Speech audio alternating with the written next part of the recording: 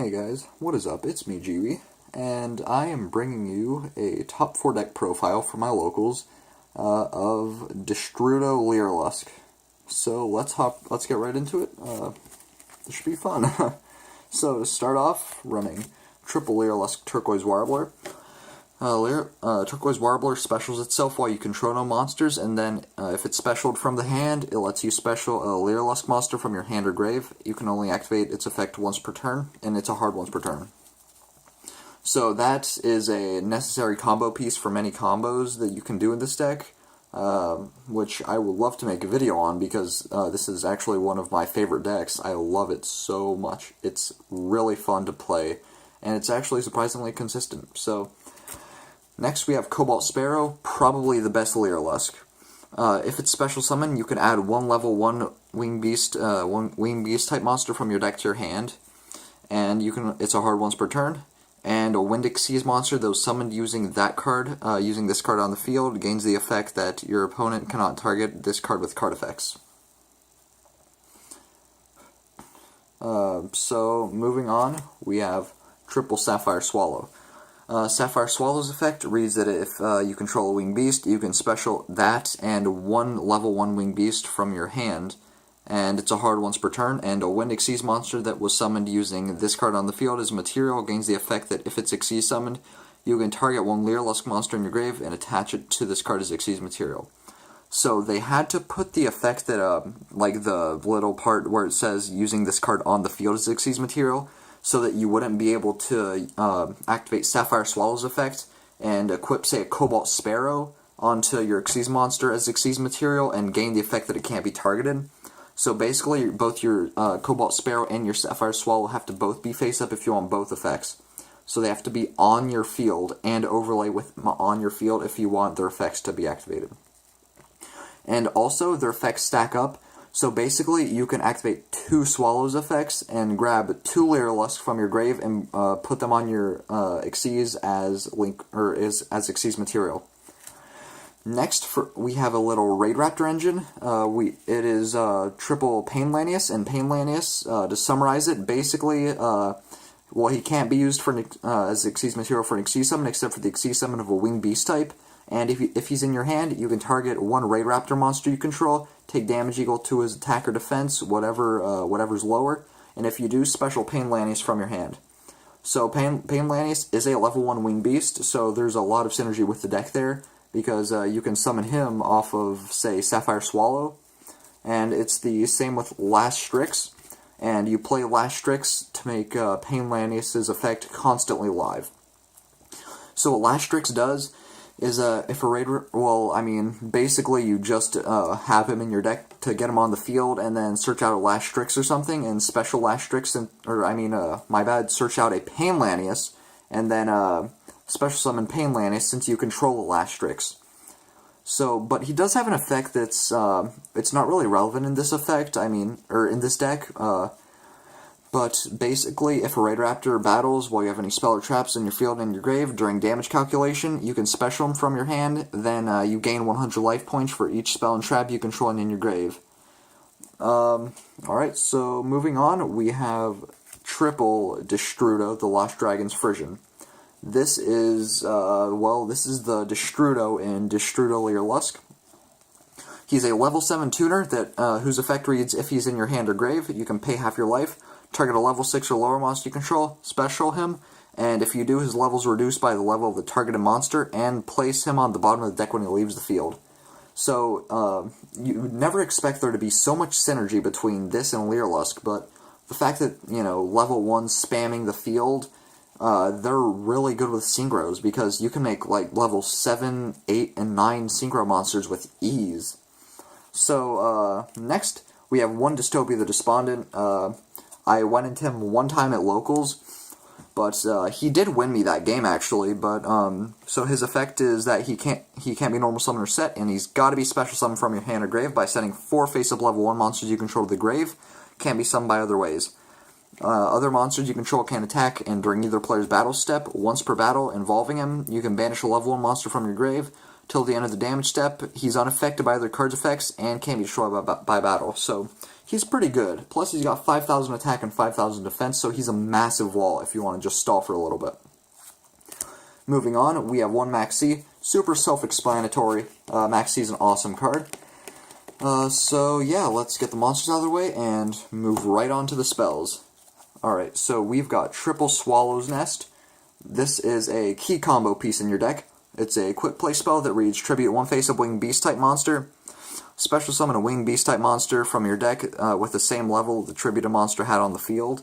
So I remember that, let's see, I remember my Assembled Nightingale, I think, got Mirror Forced, and that kind of sucked, but it was during my turn, so I got to chain Swallow's Nest. I tribute my Nightingale. I believe that I grabbed a Cobalt or a Cobalt Sparrow, and for whatever reason I hadn't activated Sparrow's effect that turn. So from there I just exploded. Like I made a lot of combos off just during the battle phase. But I did have to go into main phase 2 and go to the stally part of Lyriluscs, which is basically an Assembled Nightingale type stall, where basically if your opponent doesn't have kaijus, there's no way to get past them. Next, Triple Where Art Thou. If you control face-up level 1 monster, add a level 1 monster from your deck to your hand. This card searches out every single combo piece in your deck. It's insane. And the effect after that, it's not too relevant, because this is an OTK and FTK centered deck, but basically, if you didn't normal summon the added monster or a card with the same name after activating the card, you take 2,000 points of damage. So that doesn't matter too much, though, because that actually just feeds Unstable Evolution. It gives Unstable Evolution a lot of power, because while your life points are lower than your opponent's, the equipped monster's original attack becomes 2,400, and while your life points are higher, the original monster's attack becomes 1,000. So you have to make sure that your life points are lower or higher, though, because if your life points are the same as your opponent's, then it doesn't have any effects, and your monster's original attack remains the same. But with your boss monster, Assembled Nightingale, original attack is 0, so basically no matter what, you're going to be getting some pluses. And this is going to be, it's always an FTK no matter what if you have 5 materials under Nightingale, which, believe it or not, is not that hard at all. It's incredibly easy to get 5 materials under it. Because, 5 materials, that's 1,000 attack.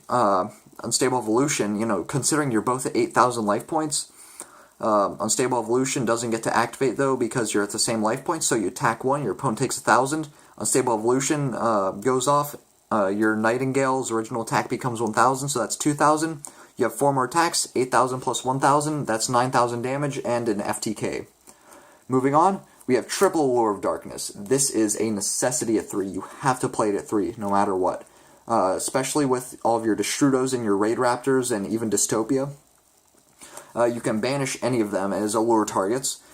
And Allure is absolutely amazing in this deck. Man, this deck thrives off of draw power, so Allure really helps. Same with Pot of Desires. You don't have to play it, but like I said before, this deck thrives off of draw power. So having a bunch of draw cards is key for this deck, and Pot of Desires really helps. You can activate it after doing all of your searching, and it's just a bit more plussing.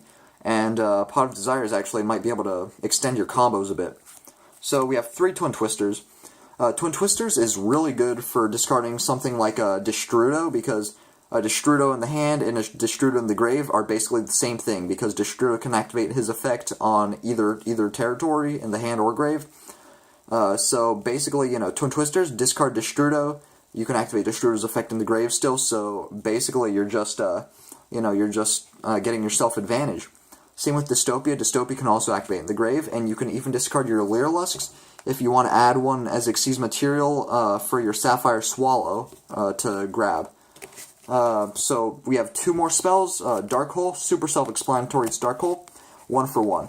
1 for 1 didn't really come up too much, mainly because there are no really relevant level 1s, but I did draw it in my opening hand once, and it was amazing because I discarded, I believe it was one of the, I think it was the Sapphire Swallow, who wasn't able to activate his effect, and I special summoned a Cobalt Sparrow from my deck, and I grabbed a Sapphire Swallow, and it was just crazy. Like, it was an awesome turn. It was an FTK, as you can imagine, thanks to This card, Lyrilusc, Assembled Nightingale. This is the best card in the deck, absolutely.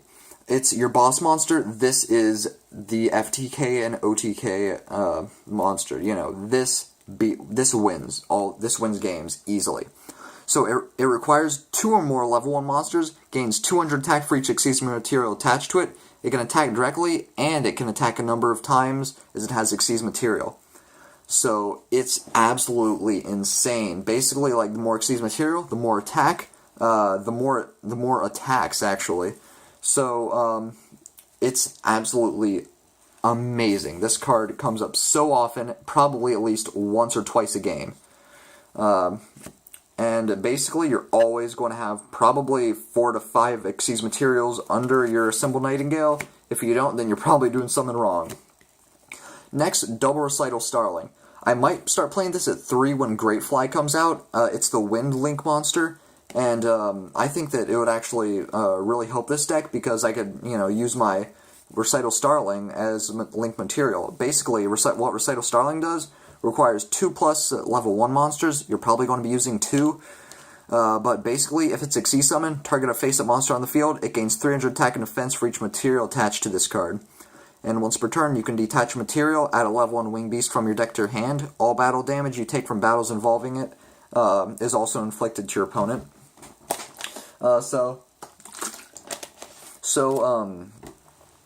Basically, Recital Starling, it's going to be used a lot more by me when Great Fly comes out, because then I can go into Recital Starling using 2 of my level 1s, get a search, use Recital Starling and something else to go into Great Fly, and plus off of there. Next, 1 Lionheart. Lionheart, frankly, doesn't come up that much. 3 level 1 monsters, not too good, and so basically, it can't be destroyed by battle, and when you take battle damage from battles involving it, your opponent takes, or you can inflict the same amount of damage to your opponent as you took from that battle, and once per turn, during either player's turn, when you would take battle damage with a battle involving that, you can just detach an Exceed material. Instead, your opponent takes the damage. So it's really good because, like, let's say you attacked your Lionheart into something, say, the Blue Eyes. That's a total of 2,900 that you would both take, or you could just activate Lionheart's effect, and only your opponent takes the 2,900. So it's really good. Next, one Trishula for all of our plays with Destrudo. Trishula requires you to have 3 level 1s in Destrudo, because Destrudo would be reduced by 1, so Trishula, super self-explanatory, great card. 1 Void Ogre requires 2 level 1s in Destrudo, and Destrudo is a Dark Tuner, and chances are you're going to be using up most of your resources to summon Void Ogre, so it all evens out with his effect that lets you negate. 1 Clearwing. I did face zombie synchros, and Clearwing annihilated them. I got both of his effects off in multiple turns, actually. Like, I believe that one of them activated some effect that didn't target, so I negated that, and then one of them activated an effect that did target. I got to negate that too, and gain the attack, so it was awesome. He was definitely the MVP in those games. 1 Black Rose. Let me get some water. Okay, so 1 Black Rose. This card, I would only use it if you definitely have some follow-up. If you don't have any follow-up for it, no point in playing it, because it's just a board wipe, and you're going to leave yourself completely exposed. Next, 1 Zeta. It's great for going against, it's great if you have a lot of follow-up, because then you can banish a special summon monster your opponent controls, and then when your Zeta comes back, you've got a 2,500 body in your main monster zone. Next, the most situational card, Power Tool Mecha Dragon. I never brought him out, and I would only bring him out if I have an Unstable Evolution in my hand and I have no targets for it. So I would summon Mecha Tool Dragon in defense, clearly, equip him with Unstable Evolution, and then Mecha Dragon's effect would get me a draw, so I can draw a card off that. And that's about it. For the last of the Synchros, we have 1 Powered Zektron. When it's Synchro summoned, it can be short battle card effects, take no damage. And finally, 1 Decode Talker. So, yeah, Decode Talker self-explanatory. I'd like to thank you guys for watching my videos, and please like, subscribe, and watch my others. See ya!